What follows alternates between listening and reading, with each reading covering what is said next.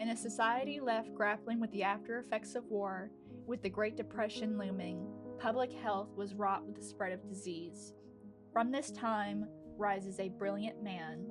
Driven by a deep curiosity about the human side of nature, he asked bold questions and sought solutions to benefit all of humanity, earning him the quiet but powerful nickname, the People's Scientist. His pursuit of understanding led to one of the greatest medical breakthroughs of the 20th century, the first effective vaccine against polio. This is the story of Dr. Jonas Salk. Born October 28, 1914, Jonas Edward Salk was born in New York City, the oldest of 3 children to Russian Jewish parents, Daniel and Dora Salk.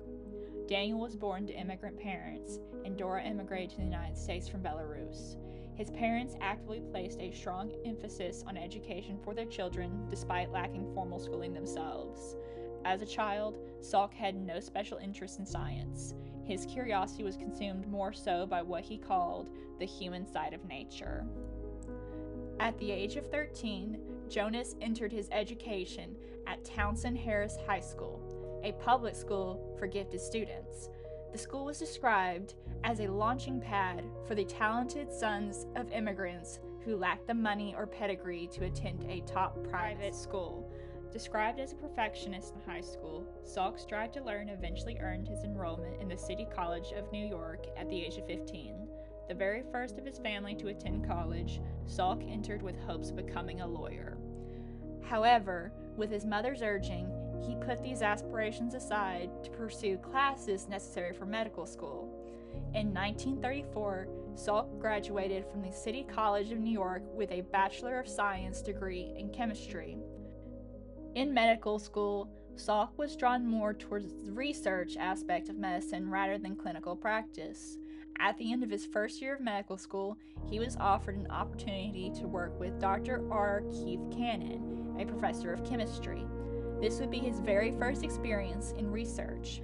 Later, Salk worked with virologist epidemiologist Dr. Thomas Francis Jr., who was conducting immunologic studies on killed viruses. In 1939, one day after graduating from medical school, Salk married Donna Lindsay, a master's candidate at the New York College of Social Work. They had 3 children together, all 3 of whom pursued clinical careers. Following graduation, he obtained a fellowship in bacteriology for a short time at his medical alma mater and then interned at Mount Sinai Hospital in New York City for 2 years. Salk obtained a prestigious research fellowship at the University of Michigan under the direction of Dr. Thomas Francis Jr. once again. At the time of World War II, the pair worked towards the development of an effective influenza vaccine for the U.S. military. In the post-war years, the world faced a new terror, polio. The disease struck suddenly, crippling and killing children. Entire towns shut down public spaces and parents were terrified. Children who survived polio were often left with crippling deformities, from malformed limbs to paralysis. There was no cure, and the only hope was for prevention. In 1947, Salk was granted a lab at the University of Pittsburgh School of Medicine and appointed Director of Virus Research. With funding from the National Foundation for Infantile Paralysis, he began extensive research into a polio vaccine. In 1949, future Nobel laureate microbiologist John F. Enders and his colleagues at Harvard University cultured poliovirus in embryonic tissue. This process allowed the poliovirus to be produced in quantity for more intensive studies. Thus, Salk and his group at the University of Pittsburgh were able to begin preparing an inactivated poliovirus that could serve as an immunologic agent against the disease. Salk grew the poliovirus in kidney tissue from monkeys and killed the virus with formaldehyde.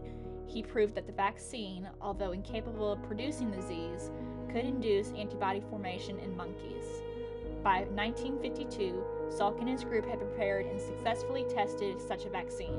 The following year, They reported the results of vaccinations in more than 100 adults and children, and in 1954, Francis successfully conducted massive field trial. In 1954, the vaccine was tested on 1.8 million children in what remains one of the largest clinical trials in history.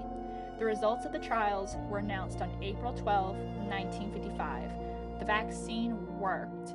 It was over 90% effective. It was declared safe on the 10th anniversary of President Roosevelt's death, who was a victim of polio himself. The same day as its announcement, distribution of the vaccine began across the United States. The country erupted in celebration, and Jonas Salk became a public hero. Salk, who refused to patent the vaccine, received no profit. When asked who owned the patent to the vaccine, Salk responded, "Who owns the patent on this vaccine?" Well, the people, I would say. There is no patent. This is... Could you patent the sun? In 1956, Salk was awarded the Lasker Award for his development of his polio vaccine. By 1957, over 90 million doses were distributed, and polio cases plummeted across the United States. Though Albert Sabin's oral vaccine would follow in 1961, it was Salk's innovation that changed public health forever in the Western Hemisphere and setting a new precedent for global health equity. In 1958, he was elected to the Polio Hall of Fame. In 1960, Salk founded the Salk Institute for Biological Studies in La Jolla, California. It officially opened in 1963 thanks to the continued support from the National Foundation for Infantile Paralysis. The institute was built to bring together the greatest scientific minds in an environment where art, architecture, and inquiry coexisted. Nobel laureates, philosophers, and thinkers walked the halls. Salk envisioned science not just as a method, but as a moral force. Salk divorced his first wife in 1968 and remarried in 1970 to French painter François Gillot, and they would remain married for the rest of Salk's life. In his later years, Salk continued to explore new frontiers, researching cancer, autoimmune disorders, and AIDS. He published books on science and ethics, arguing that the future of humanity depended on our choices, not just our knowledge. In the late 1970s, Salk received the Congressional Gold Medal and the Presidential Medal of Freedom. In 1976, he was named Humanist of the Year. Despite Salk's public popularity, he preferred his privacy and didn't chase such accolades. As he once said, "I feel that the greatest reward for doing is the opportunity to do more." Jonas Salk passed away on June 23, 1995, at the age of 80. Today, polio is nearly eradicated, and the Salk Institute stands as a beacon of what science can achieve. Salk's legacy is more than a vaccine. It's a reminder of how science, guided by ethics and compassion, can improve the world.